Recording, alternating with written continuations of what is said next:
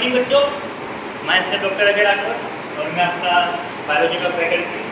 तो आज हम लोग स्टार्ट करते हैं 11th एनसीईआरटी का टॉपिक है, 3rd नंबर का टॉपिक प्लांट किंगडम। ये प्लांट किंगडम, तो आपने पहले RHBT का क्लासिफिकेशन पढ़ा था, उसमें 5 किंगडम क्लासिफिकेशन में डिस्क्राइब किया था। पहला मोनेरा, दूसरा protista, third fungi, fourth Plantae and fifth था एनिमेलिया। तो अब हम प्लांटी किंगडम को आगे बढ़ते हुए अब लिविंग ऑर्गेनिज्म को कंप्लीटली एक्सप्लेन करते चलेंगे, ठीक है। तो प्लांट किंगडम को हम लिखते हैं सिर्फ प्लांट किंगडम।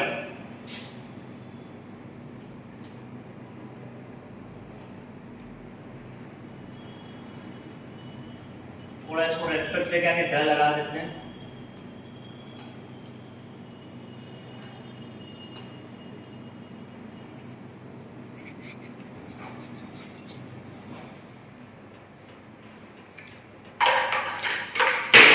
तो हुआ क्या था कि RHBT ने क्लासिफिकेशन दे दिया, 5 किंगडम क्लासिफिकेशन।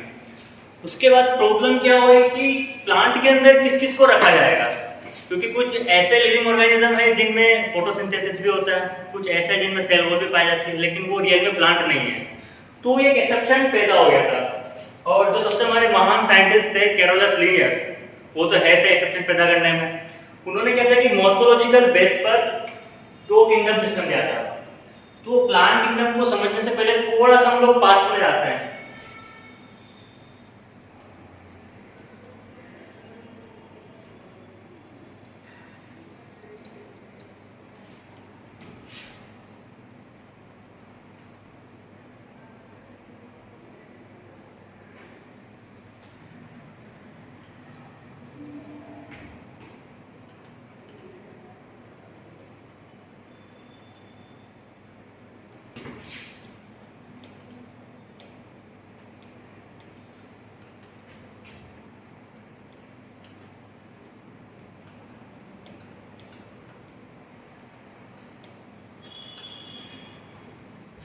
तो कैरोलस लिनियस ने 2 किंगडम सिस्टम किया, जिसमें उसने क्या किया कि पूरे लिविंग ऑर्गेनिज्म को 2 पार्ट में डिवाइड कर दिया।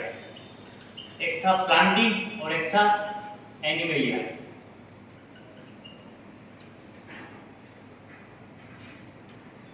उसके बाद चलो 3 किंगडम सिस्टम आया।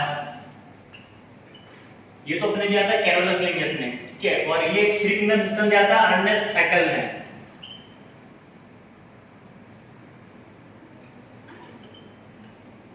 इसने क्या किया कि इसने आने करके प्रोटिस्टा की खोज की। तो अब क्या है कि पूरा लिविंग ऑर्गेनिज्म अब 3 पार्ट में डिवाइड हो गया। अब इसने बोला कि चलो एक तो प्रोटिस्टा भी आ गया है अपने घर में, और एक प्लांटी तो है ही सही, और एनिमिया तो ऑलरेडी है सही। उसके बाद 4th किंगडम सिस्टम दिया था कोपलैंड ने। इसने बोला यार कि चलो प्रोटिस्टा, प्लांटी, एनिमिया, लेकिन अब फंजाई को कहां रखूं मैं, और साथ में मोनेरा को कहां रखूं। लेकिन फंजाई के बारे में इसने बताया नहीं था, इसको कुछ पता नहीं था। तो उसने क्या किया, 4 किंगडम सिस्टम बना दिए इसने।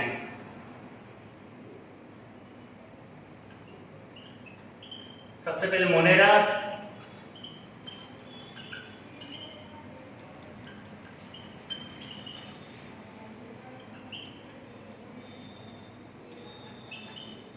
एनिमेलिया। अब उसके बाद 5 किंगडम सिस्टम दिया था हमारे RHBT के सामने।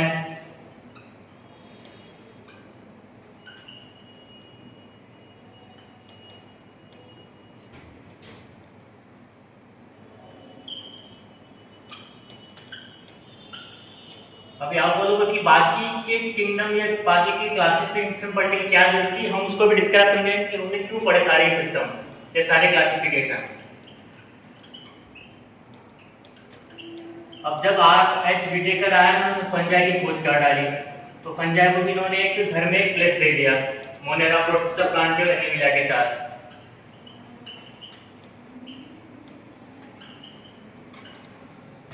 ठीक है। तो प्रॉब्लम कहां हुई कि जैसे कैरोलस लिनियस ने प्लांटी और किंगडम पूरे लिविंग ऑर्गेनिज्म को 2 पार्ट में डिवाइड कर दिया।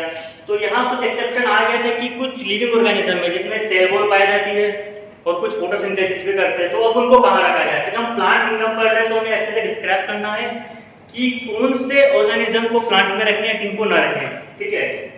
तो जैसे प्रोटिस्टा आ गया, इसमें भी कुछ यूनिसेलुलर ऑर्गेनिज्म होते हैं, मोनेरा आ गया, फिर फंजाई आ गया। तो फंजाई में कुछ ऐसे पार्ट्स होते हैं या कुछ ऐसे ऑर्गेनिज्म होते हैं फंजाई के अंदर जिनके अंदर भी क्या होती है, सेल वॉल होती है।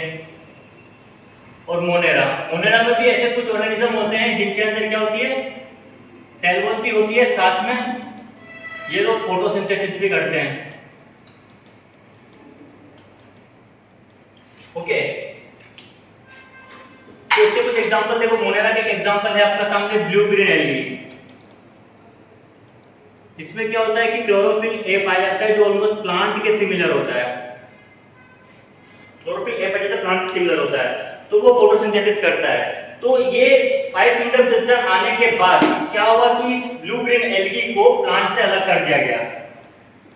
प्लांट ने बोला भाई तू निकल मोनेरा में डाल, क्योंकि तेरे कैरेक्टरिस्टिक में से मैच नहीं खाते, सिर्फ इसको छोड़ के, फोटोसिंथेसिस को छोड़ के। फिर फंजाई बोला मेरी क्या गलती, मेरे में तो सेल वॉल पे पाई जाती है, तो मुझे क्यों अलग किया गया।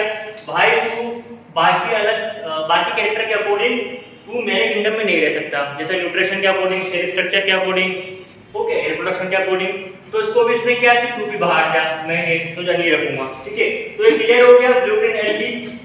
और जो कुछ फंजाई है, मोनेरा है, कुछ प्रोटिस्टा है, तो इसको लगा के इन्होंने अलग कर दिया। प्रोटिस्टा में आपको यूग्लिना देखने को मिलेगा, उसमें भी क्या होता है, फोटोसिंथेसिस होता है।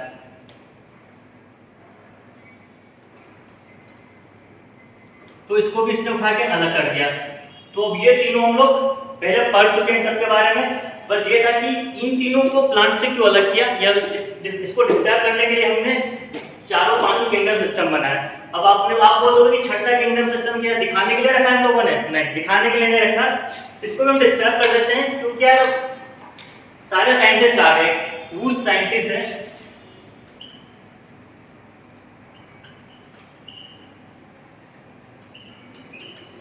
इसको बुरा न लगे इसलिए हमने इसको 6 किंगडम सिस्टम को भी यहाँ हमने बता दिया है। इसमें कुछ नहीं है, इसमें यह है कि मोनेरा को आगे जाके इसने 2 पार्ट में डिवाइड किया था। एक तो Archie bacteria,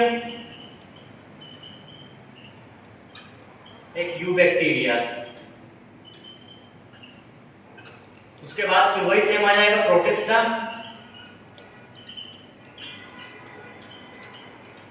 fungi, Plantae and animalia. तो बस इसको हमने ऐसे डिस्क्राइब करने के लिए यहाँ 6 किंगडम सिस्टम भी हमारे सोसाइटी के अंदर एग्जिस्ट करते हैं। इस वैज्ञानिक को भी थोड़ा सा रेस्पेक्ट मिल जाए, ये बुरा नहीं माने बस। तो ये कंप्लीट ये अच्छे समझ में आ गया कि मोनेरा, प्रोटिस्टा और फंजाई को क्यों प्लांट से अलग कर दिया गया और क्यों हमने इन लोगों को अलग से पढ़ लिया। और ये भी समझ में आ जाना चाहिए कि ब्लू ग्रीन एल्गी प्लांट नहीं रहा, ठीक है।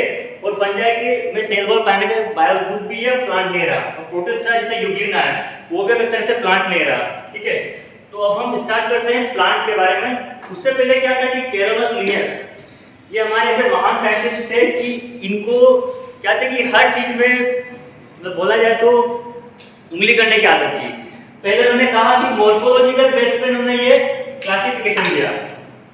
वैसे ऐसा नहीं बोलना चाहिए, बहुत अच्छे साइंटिस्ट हैं हमारे, बहुत सारे बुक्स लिखे इन्होंने, जिसमें एक सिस्टम नेचुरल बुक्स है आपके चैप्टर फर्स्ट में इनका डिस्क्रिप्शन है, जिसका मैंने नेचुरल वर्ड दिया हुआ है, उसको याद रखना। इन्होंने मॉर्फोलॉजिकल बेस पे दिया।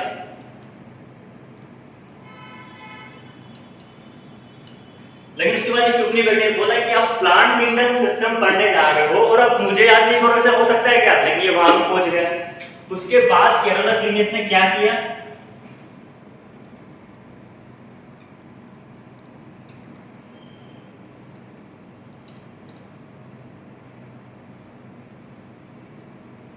कैरोलस लिनियस ने क्लासिफिकेशन और दिया, उसका नाम है आपका artificial classification.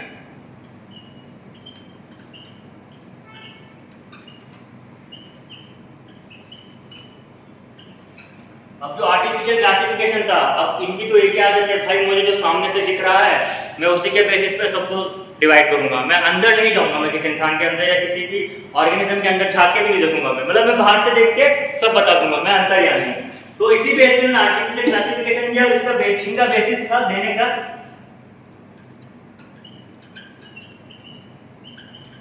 Grossly superficial morphological order या सुपरफिशियल मॉर्फोलॉजिकल बेसिस।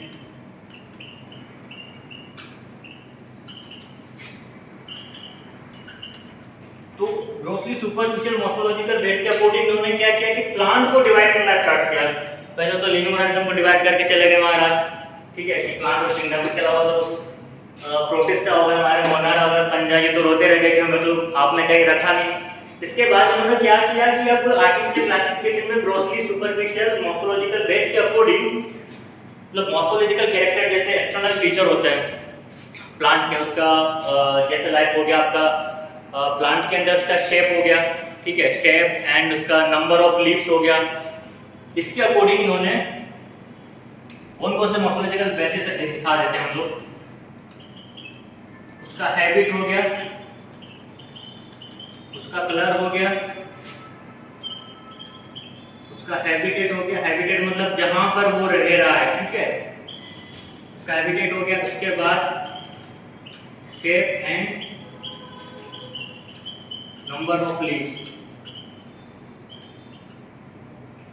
शेप और नंबर ऑफ लीव के अकॉर्डिंग किसी प्लांट में कितने पत्ते हैं, कितने क्या है, वो कौन से कलर का है और वो किस हैबिट में रह रहा है, उसका हैबिट क्या है, खाने पीने का सब कुछ का, ठीक है, और वो किस हैबिट में रह रहा है, शेप और नंबर, पत्तियां कितनी है, उसका पत्ती का शेप कैसा है। तो उस प्लांट को उन्होंने डिवाइड कर दिया आगे जाके। अब आपके क्या है कि एनसीईआरटी में इनका क्लासिफिकेशन का मेंशन कुछ नहीं है, कुछ नहीं दिया इनके क्लासिफिकेशन के बारे में, और इनका क्लासिफिकेशन क्या है कि बहुत कॉम्प्लिकेटेड है आपका। इन्होंने कैसे क्लासिफिकेशन किया मैं आपको थोड़ा दिखा देता हूं। इन्होंने क्या किया कि सारे प्लांट्स को उन्होंने 24 फैमिलीज में डिवाइड किया।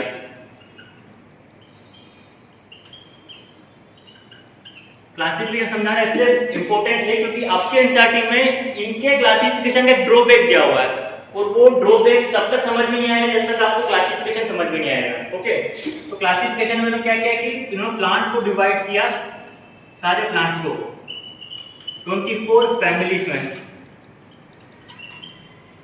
आगे जाके 24 फैमिलीज भी क्या डिवाइड हुई ऑर्डर्स में। अब इनका बेसिस क्या था कि कैसे डिवाइड किया फैमिलीज में, भाई कंफ्यूजन है।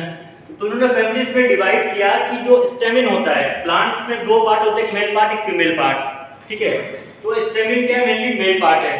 तो उसके बेस पे इन्होंने इसको डिवाइड कर दिया कि आप में फ्लावर के अंदर एक स्टेमिन है तो मोनोएंड्रिया हो गया, दो स्टेमिन है तो डायएंड्रिया हो गया, ऐसे करके 3 4 5 लेके 24 तक स्टेमिन हो सकते हैं उनके अकॉर्डिंग। तो मैं एक दो लिख देता हूं यहां पर, मोनोएंड्रिया,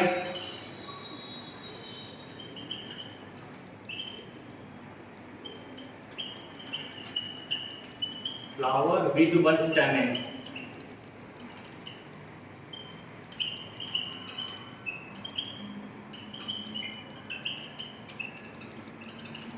ये कर दिया इन्होंने। इसके बाद उन्होंने कहा कि चॉइस फैमिली का है ऑर्डर्स में डिवाइड है। अब ऑर्डर्स में कैसे डिवाइड है, ऑर्डर्स में ऐसे डिवाइड है कि अकॉर्डिंग टू स्टाइल्स। अब स्टाइल्स क्या होता है, स्टाइल्स होता है कि जो फीमेल ऑर्गेनिज्म होता है फ्लावर के अंदर, उसमें एक पार्ट होता है स्टाइल, वो आप अच्छे से पढ़ोगे फ्लोरिंग प्लांट के अंदर। मैं उसको यहाँ पे एक्सप्लेन करने जाऊंगा तो ये टॉपिक छूट जाएगा, हमारा नया टॉपिक स्टार्ट हो जाएगा, ठीक है। तो स्टाइल्स के अकॉर्डिंग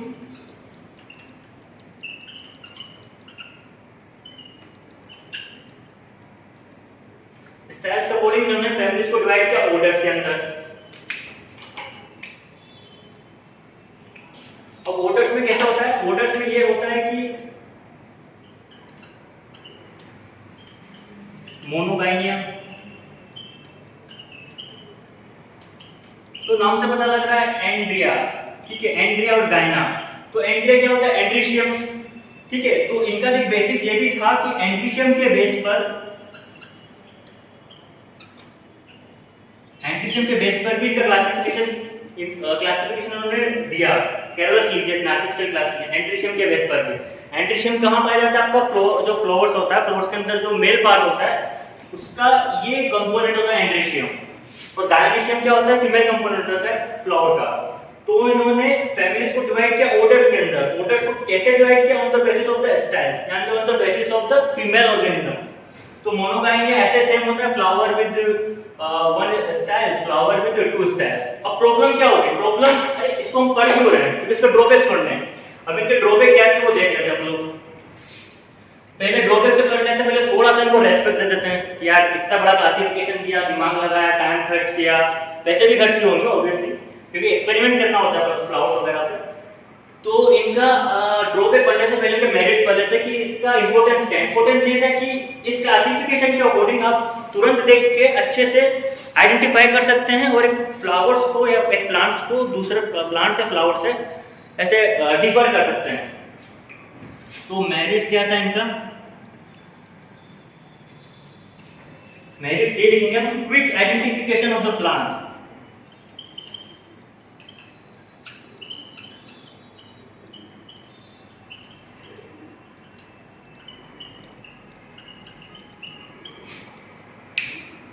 लेकिन डीमेरिट तो थे बहुत सारे।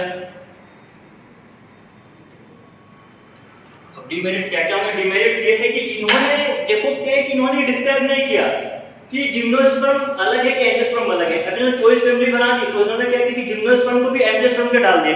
कुछ जिम्नोस्पर्म में क्या होते हैं कि एक से ज्यादा स्टैमेन होते हैं, और एंजियोस्पर्म में तो आप देखोगे कुछ फ्लावर्स होते हैं, जैसे पिटूनिया फ्लावर हो गया, ठीक है। तो वहां पर क्या है कि एक से ज्यादा स्टैमेन होते हैं। तो उन्होंने क्या किया कि पहला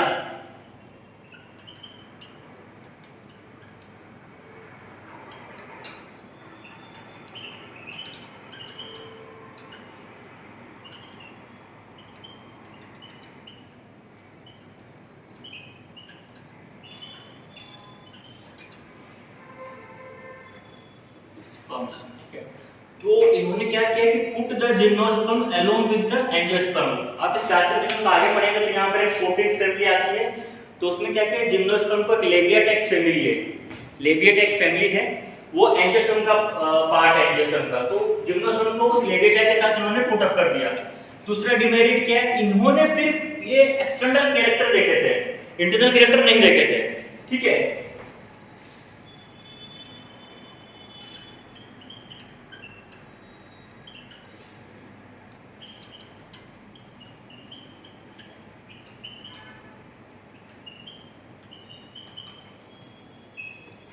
तो ये डिस्क्राइब नहीं कर पाए कि इंटरनल फीचर्स क्या क्या है। और एक तीसरा इनका डिमेरिट ये था कि इन्होंने क्या किया कि जो वेजिटेटिव फीचर्स और सेक्सुअल फीचर्स या सेक्सुअल कैरेक्टर्स को इक्वल वेटेज दिया। लेकिन हम लोग जानते हैं कि जो वेजिटेटिव कैरेक्टर्स होते हैं वो एनवायरनमेंट से इफेक्ट हो जाते हैं कई बार, या आप हायर प्लान में जैसे जैसे धीरे धीरे आगे बढ़ोगे वहां पढ़ते जाओगे। क्योंकि क्या होता है कि जैसे एल्गिस वगैरह में क्या होता है कि जो रिप्रोडक्शन होता है सेक्सुअल वो ओपन में होता है। कई बार बारिश आ गई या फिर हवा चल गई तो क्या होता है कि उसके ऊपर जो पोलन आते हैं या फिर मेल गैमेट्स आते हैं वो उड़ जाते हैं, चले जाते हैं, तो उनका क्या फ्यूजन नहीं हो पाता ठीक से। लेकिन जो हायर फ्लोरिंग प्लांट होते हैं जैसे जिम्नोस्पर्म हायर और एंजियोस्पर्म प्लांट होते हैं, उनमें क्या होता है कि जो रिप्रोडक्शन होता है वन टाइप का होता है कि एक बार पोलन आ गया तो वो बंद हो जाता है, ठीक है। या फिर पोलन आता है तो वो चिपक के पास कुछ पार्टिकल्स होते हैं या फिर कुछ कैरेक्टर होते हैं जिससे वो क्या होता है कि स्टाइल से चिपक जाते हैं, वो एनवायरनमेंट से इतना इफेक्ट नहीं होते। तो इन्होंने यही किया कि vegetative character equal to the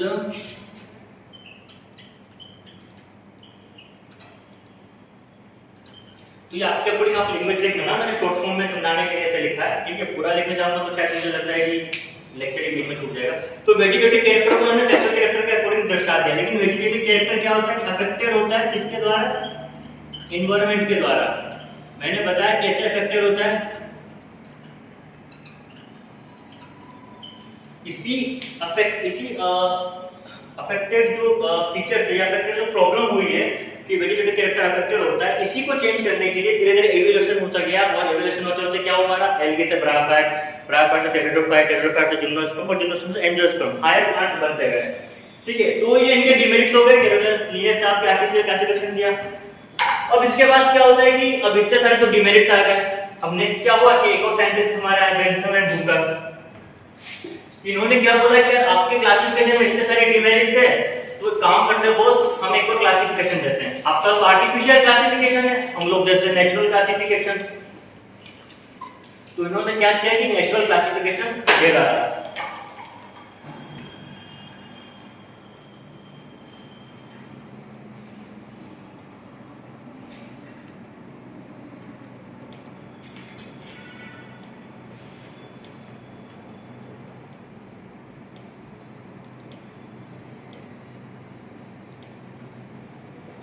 natural classification. अब आर्टिफिशियल क्लासिफिकेशन बेस्ड था कंप्लीटली एक्सटर्नल फीचर्स के ऊपर, हैबिटेट, कलर, हैबिटेट और shape, number of leaves, androecium के अकॉर्डिंग। अब इनका जो नेचुरल क्लासिफिकेशन है ये बेस्ड है external feature as well as internal feature के ऊपर। लाइक तो उनका सेल स्ट्रक्चर क्या होगा, एनाटॉमी क्या होगी उनकी, एम्ब्रियोलॉजी क्या होगी, उनका फाइलोजेनी क्या होगा। तो नेचुरल क्लासिफिकेशन का बेसिस क्या क्या है?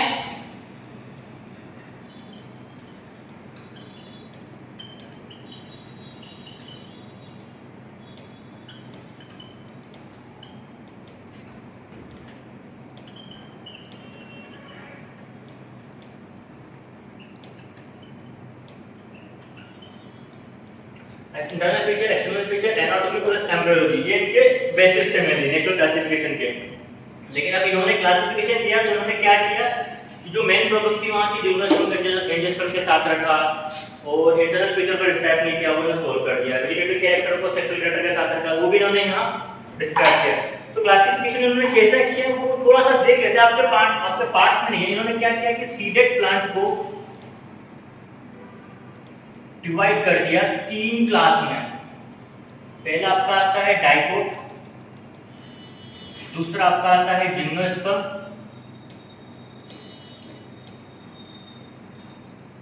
और तीसरा क्लास आपका आएगा मोनोकोट। ठीक है, तो अब डाइकोट भी इन्होंने क्या है कि 3 पार्ट में आगे डिवाइड किया है।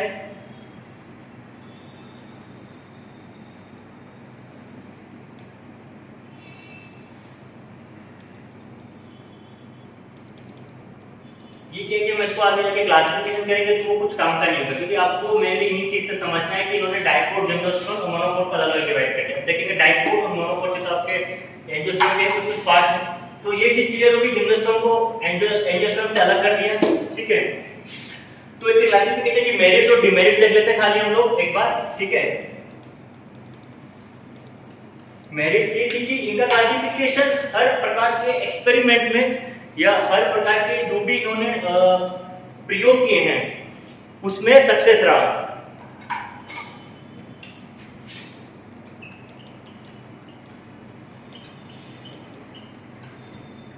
सक्सेसफुली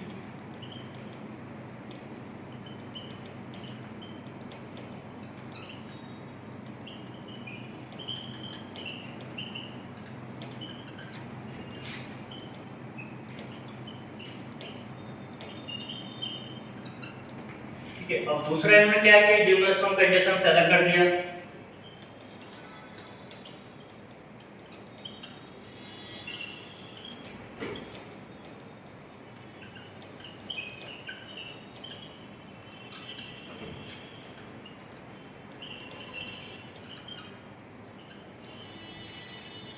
तो इन्होंने ये 2 चीजें अच्छी बताई हमें कि इन्होंने एक्सपेरिमेंट के सारे एक्सपेरिमेंट करके देखे, सारे एक्सपेरिमेंट सही निकले और इन्होंने क्या किया कि जिम्नोस्पर्म को एंजियोस्पर्म से अलग कर दिया। लेकिन और एक चीज और बता दी इन्होंने कि जो डाइकोट है वो प्रिमिटिव है मोनोकोट से। जो कि आज हम लोग देखते हैं कि डाइकोट ऑब्वियसली प्रिमिटिव है मोनोकोट से, तो dicot is primitive than monocot. ठीक है, लेकिन ये क्या है कि थोड़ी बहुत चीजें बताने में इनकेपेबल रहे, तो उसको हम लोग यहाँ डीमेरिट्स में थोड़ा सा मेंशन कर देते हैं। तो डीमेरिट्स में क्या बताया उन्होंने, डीमेरिट्स में देखो, डीमेरिट्स में ये नहीं बता पाए कि जो एक्चुअली डीमेरिट्स में फाइलोजेनिक कैरेक्टर नहीं बता पाया कि इनका इवोल्यूशनरी हुआ कैसे, कि कैसे इवोल्यूशनरी डाइकोट पहले आया मोनोकोट से और डाइकोट मोनोकोट के बीच जिम्नोस्पर्म को कैसे रखा। ये चीज को ये एक्सपेरिमेंटली प्रूफ नहीं कर पाया। पोजीशन ऑफ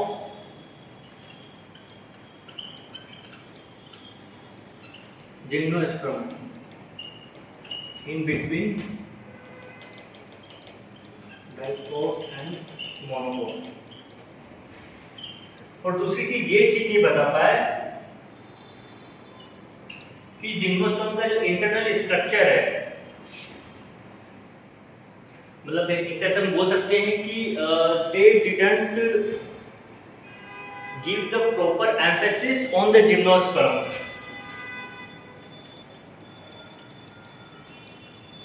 मतलब इन्होंने प्रॉपर तरीके से जिम्नोस्पर्म पर जोर नहीं दिया।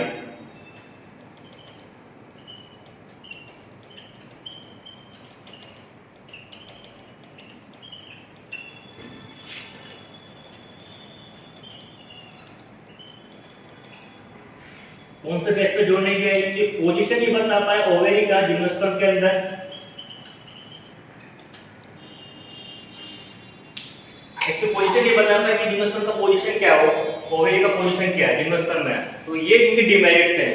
तो उसके बाद भी क्लासिफिकेशन आता है फाइलोजेनिक क्लासिफिकेशन। वो क्या है कि थोड़ा सा एक्स्ट्रा ऑर्डिनरी क्लासिफिकेशन है। इन्होंने सब बता के सारे फीचर्स अच्छे से एक्सप्लेन किए, internal features, external features, anatomy, embryology, पर ये इवोल्यूशनरी फीचर्स यानी फाइलोजेनेटिक फीचर्स नहीं बता पाए। तो अगला क्लासिफिकेशन हमारा होगा फाइलोजेनेटिक क्लासिफिकेशन। ठीक है, फाइलोजेनेटिक क्लासिफिकेशन क्या था, प्रेंटल ने दिया था। उन्होंने फाइलोजेनेटिक में आपको थोड़ा सा एक्सप्लेन कर देता हूँ, उसके बाद हम नेक्स्ट क्लासेस में हम पढ़ेंगे, नेक्स्ट लेक्चर में उसके बारे में पढ़ेंगे। तो फाइलोजेनेटिक क्लासिफिकेशन क्या होता है कि इवोल्यूशनरी बेस्ड क्लासिफिकेशन होता है।